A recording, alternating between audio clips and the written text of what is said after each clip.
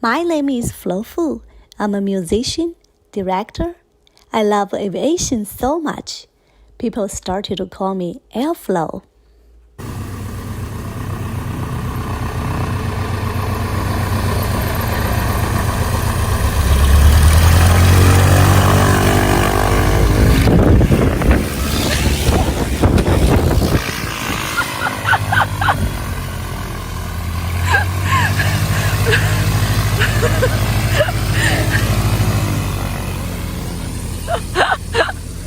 That scared me.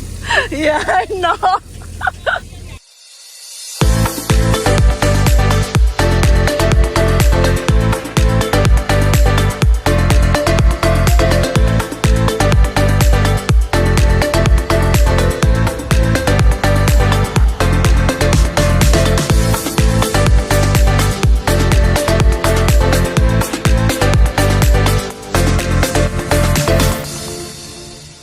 On the beautiful Airpark River, it's an island behind me called Crow Island Airpark.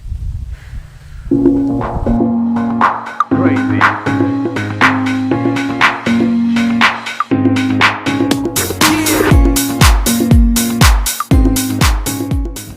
Hello, my name's Rob Albright, and I'm the owner of this Crow Island Airpark, wonderful flying place.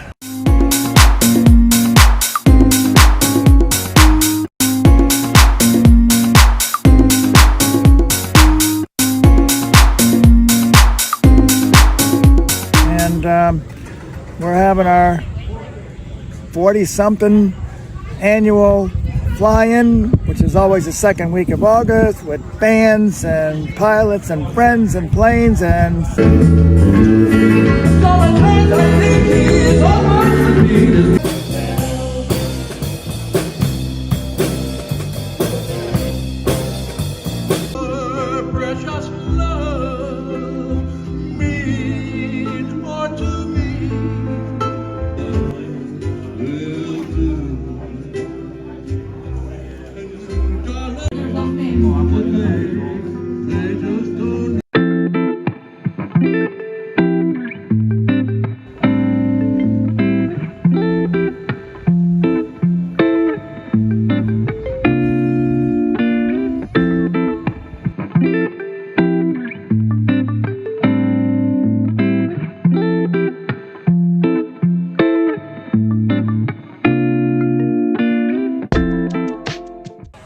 So CIA is actually Crow Island Airpark. Correct. Why you start the airport?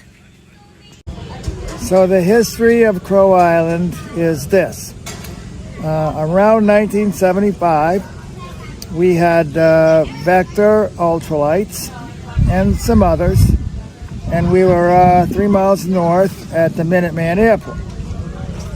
And we were only flying about 35 miles an hour, and we had a training school there, and the airport manager said, "We can't mix you with the airplanes. You're too slow, so I want you to take off, go somewhere else, and then come back when you're done."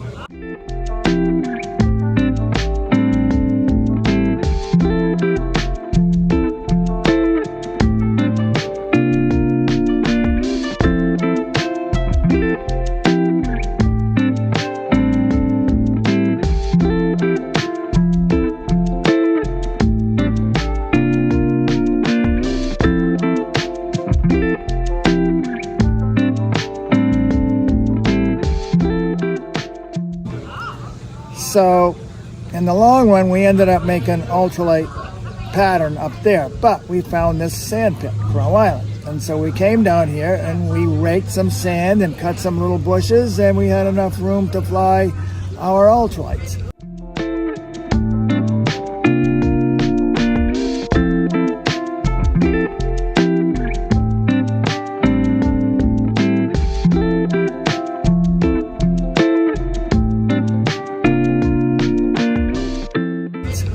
And then, so we would do that, and then all of a sudden a little J3 came in, and so we raked some more sand, cut some more bushes, and then pretty soon another one came in, and pretty soon this was a full-fledged tail dragger airport in 1976. 1975 or 6. Actually 1978. So it grew from there. The owner let us do it, and then the owner let us buy it by 1983. And that's when the government made Part 103 and the two-place ultralight exemption. And so we've been known as, ever since, a ultralight airport. With the light sport and the trikes and everything, and of course 2006 light sport came, and so everybody changed over to light sport, and so we're still 103 ultralights, light sport airplanes, Piper Cubs. We don't fly at night, we fly during the daytime, and here we are having our 2023 annual fly-in.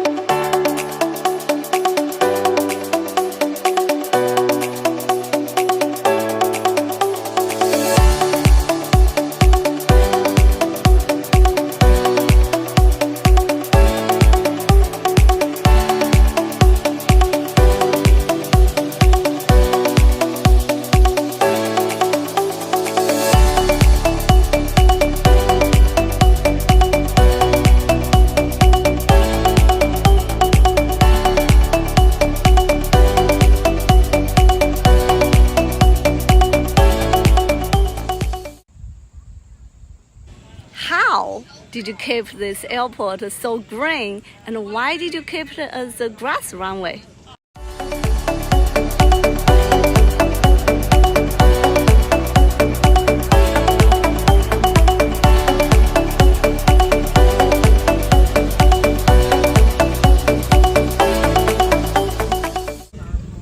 Grass runways are preferred by the tail dragger airplanes because they really have to work super hard, and it wears their tires out to land on hard times. So you'll notice that all the old biplanes and tail draggers from the 40s and 30s and on up, they want to land on grass.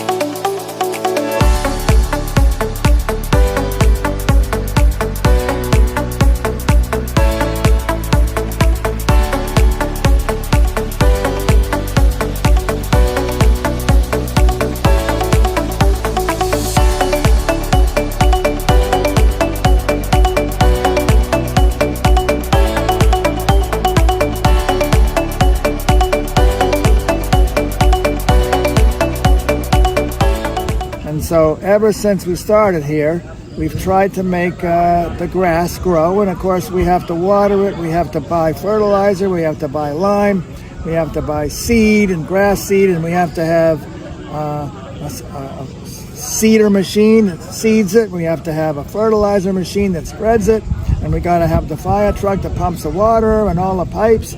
And so green grass is you got to do this to have green grass, and so we've been working real hard on it this last year because we have some money now that we're not building hangars, and we're going to keep spending money and making this grass as good as it ever was.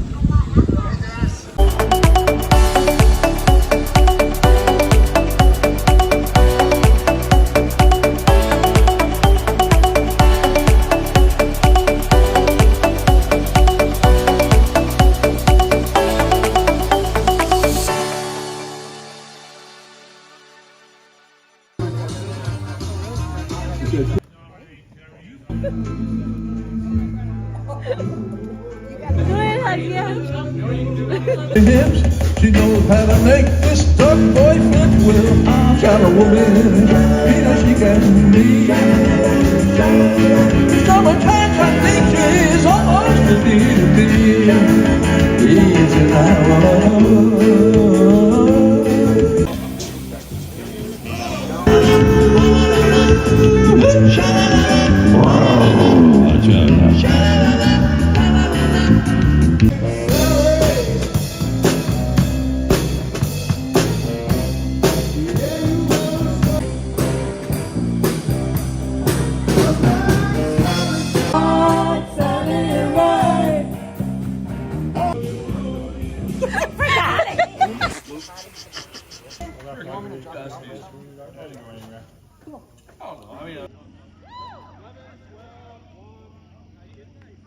Everyone is telling me they're having fun here, and no matter what kind of airplanes they fly, and even they don't fly, they brought their RV here.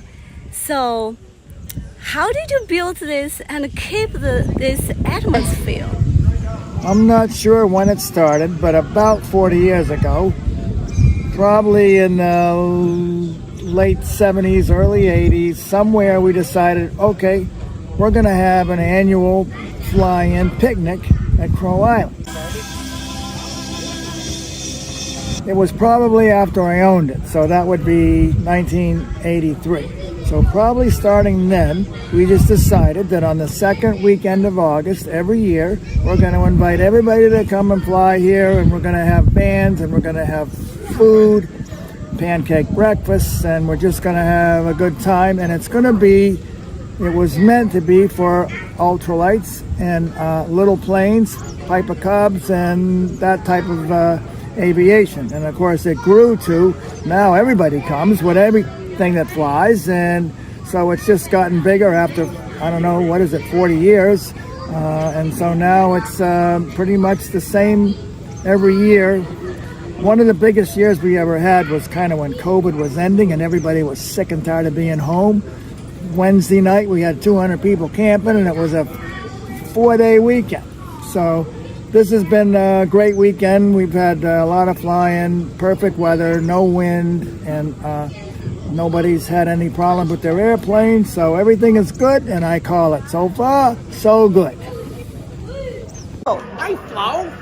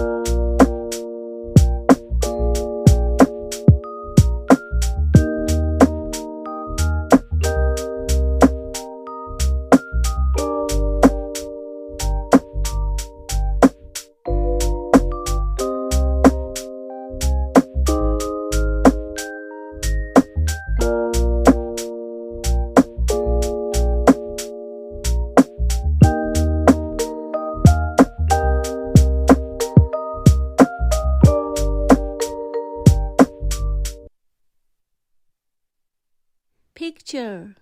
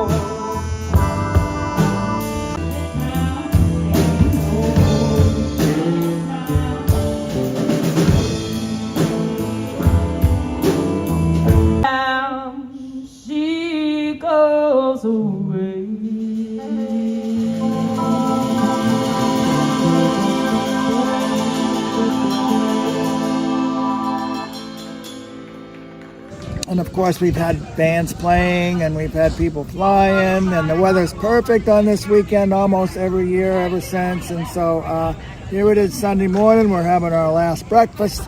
Everybody's getting ready to pack up and go home, and so far, so good. Great weekend.